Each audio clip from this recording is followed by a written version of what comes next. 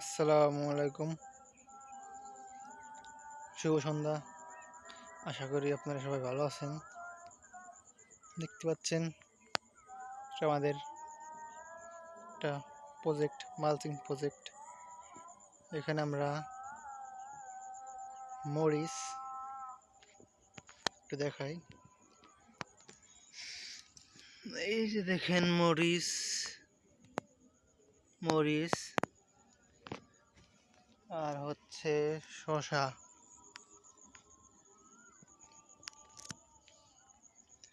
এই যে দেখেন শসা শসা এই দেখেন, এই যে একটা বড় শসা। এই দেখেন গাছ, আগে চারা বেশি লাগাইছিলাম, হয়েছে গাছ দেখছেন। আলহামদুলিল্লাহ, আশা করি খুব দেখতে খুব ভালোই লাগে। এখন দেখাই উস্তা বা করলা, এটাকে বলে কেউ উস্তা বলে, কেউ করলা বলে। যা দুটো ভিন্ন, কিন্তু আমি করলা লাগাইছি আর ওদের উস্তাও লাগাইছি। দেখতে পাচ্ছেন শসা, এই শসার পরেই আমি উস্তা লাগাইছি। আসলে জমিতে ঘাস হয়ে গেছে, কালকে ইনশাল্লাহ ঘাস পরিষ্কার করবো। এই যে উস্তা গাছ একটা বড় হয়ে গেছে ভালোই। এই দেখেন একটা, এই যে আর কয়েকটা কেবল কতকটা জ্বালাচ্ছে, কতকটা বড় হয়ে গেছে, কতকটা দুই পাতা। যারা কৃষিকাজ করেন তারা আসলে বুঝতে পারবেন চারা কেমন কম হয়, ধরো এটা বড় হয়, কতকটা একদিন দেরি লাগে, এই আর কি। এখন যে উদ্দেশ্য নিয়ে মূল ভিডিও করা, এখন আমরা শসা খেতে আর উস্তা খেতে যেখানে বড় হয়ে গেছে, পোকার আক্রমণ থেকে বাঁচার জন্য যে ওষুধগুলো ব্যবহার করি, আপাতত চারার বয়স 2 দিন হওয়ার সময় আমি এই যে পানি নিছি। প্রথমত রোপটা ধুইছি, তারপরে এই ফিতা থেকেই পানি নিচ্ছি, পাইপ থেকেই। এই যে আমাদের মেশিন, এটা থেকে আমি পানি দিয়েছিলাম। এই যে মাথার থেকে আমি পানি নিয়েছি। আসলে আগে ওষুধ দেওয়া ঢোপ ধুয়ে তারপরে পানি দেওয়া উচিত। আমি দেখাই আপনাদের, চারার বয়স 2 দিন, তখন কী কী শসা খেতে ওষুধ দিতে হয়। মূলত এই যে পলি জেপ, এটা দিছি আমি, আর এটা দিতে বলছে 1.5 গ্রাম 1 লিটার পানিতে। আমি মনে করেন 16 লিটারের ডোপ, আমি মনে করেন 20 গ্রাম মতন দিছি এরকম। আর এই যে হচ্ছে ক্লাব প্লাস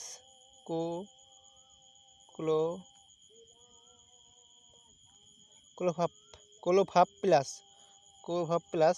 আসলে অনেকদিন পড়ালেখা করা হয় না, এই কারণে বোঝা করা হয়নি। দেখেন ক, কিন্তু এখন দেখি ফ। এটা দেখেন, তাহলে এসব ওষুধের নামগুলা পড়তে খুব সমস্যাই। অশিক্ষিত মানুষ কিছু মনে করবেন না। এই যে ওষুধ গুলিয়ে নিয়েছি আমি, দেখতে পাচ্ছেন ওষুধ গুলাইছি। এই বালতিতে পানি নিয়েছিলাম, পানি এখানে ওষুধ দেবো। একদম সন্ধ্যা হয়ে গেছে, দেখেন এই যে মাঠের পরিবেশ সন্ধ্যার সময়। সন্ধ্যা জানাই মাত্র দিল, ওই যে নেট দিয়ে ঘিরে দিতে হবে। তে আপনার শিয়াল, কুকুর বা অন্যান্য পশুর থেকে বাঁচতে চান, মনে করেন যে যায় সিঁড়িমিড়ি না হেলায়, এতে বাঁচতে চান, তাহলে আপনার এই এই নেট বেড়া দিতেই হবে, যে কোনো বেড়া দিতেই হবে। এটা আসলে আমাদের এই মাঠের ভিতরে মূলত আমি মালচিং চাষ করছি, আর একটা ভাই ওই যে, আসলে ক্যামেরা অনেক ভালো না তো, এটা করতেছি, জুম করতেছি, একটু দেখে নেবেন। ওই দেখেন দেখা যাচ্ছে ওই ভাইটা আসলে শসা লাগিয়েছিল রোজার মধ্যে, উনি ভালো টাকা ইনকাম করছে আলহামদুলিল্লাহ। 80 টাকা কেজি বাজার হয়েছে, 70 টাকা কেজি বাজার হয়েছে, 50 টাকা বাজার হয়েছে। পাক, সমস্যা নেই, আমরা খাবো ইনশাল্লাহ। এই যে আমাদের মাঠে বেশিরভাগই পাট, তিল, কি যে যা করতে। পাটার তিলে এখন বর্তমান সিজন পাটার তিলের, কিন্তু আমরা এই কাজ করছি। আর আমাদের এই যে কলার বাগান, আপনাদের যদি কারো চারা লেগে থাকে তা আমার স্ক্রিনে দেওয়া নাম্বারে যোগাযোগ করতে পারেন, ঠিক আছে। আচ্ছা, আজকে আল্লাহর রহমতে ভিডিও এই পর্যন্তই শেষ। আর শেষে কথা না বললে হয় না, নয়, আমার চ্যানেলটা অবশ্যই সাবস্ক্রাইব করবেন, লাইক করবেন, কমেন্ট করবেন। যদি ভুলমূল হয়ে থাকে কমেন্ট করবেন, কারণ আমি নতুন। কারণ একটা মানুষ ভিডিও করার মূল উদ্দেশ্য হচ্ছে কিছু সাবস্ক্রাইব করেন, আসলে মনের দিক দিয়ে অনেক ভালো লাগে যে আসলে একটা ভিডিও করে সেই জানাতেন কেমন ভালো লাগে আপনাদের কাছ থেকে। আসলে আপনারা সবাই সাবস্ক্রাইব করবেন।